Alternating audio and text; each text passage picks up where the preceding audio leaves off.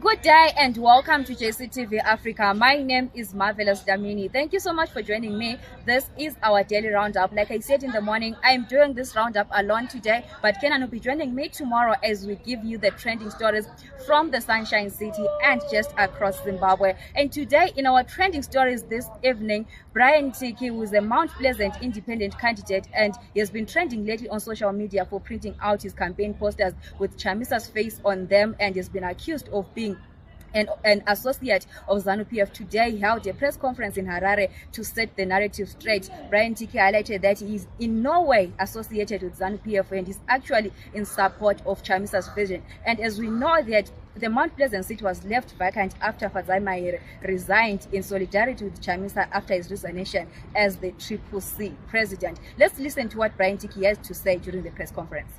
The reason why I'm de-associating myself with anything that has to do with ZANU-PF is because I'm not proud to be associated with them.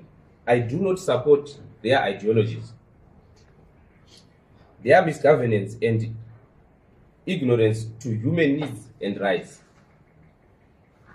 I'm getting in these by-elections in support of the former Triple C president, Advocate Nelson Chamisa's vision, because I see him as a charismatic leader who is a symbol of hope and the possibility of a better Zimbabwe for all.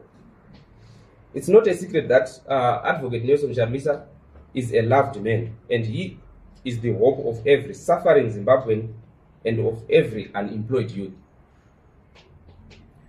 Putting him on our campaign material was never meant to discredit anyone or mislead the masses. Rather, it was a way of showing the people that we share the same vision with him.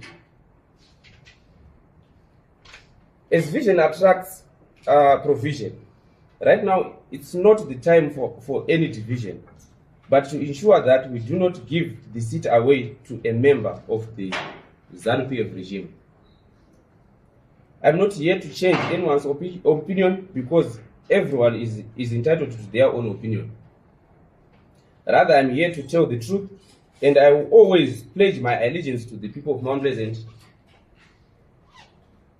and work hand in hand with them to improve service delivery.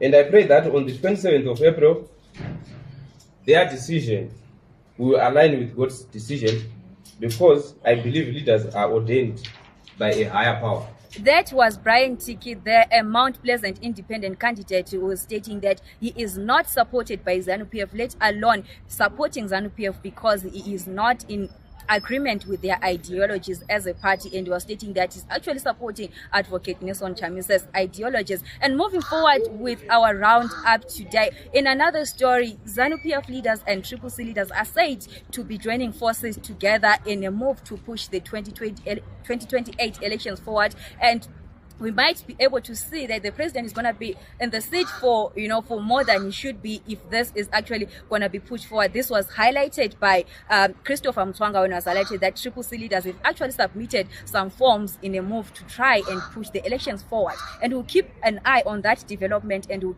be giving you more information on that. And in our last story for today's roundup, the power situation in the country is set to worsen after there have been some revelations that the Kariba Dam water levels are actually low, and we'll also keep an eye on that as we monitor and see what happens with the situation in the country. But that was our daily roundup. Thank you so much for joining me. My name is Marvelous Damini. Make sure that you join me again tomorrow for the daily update.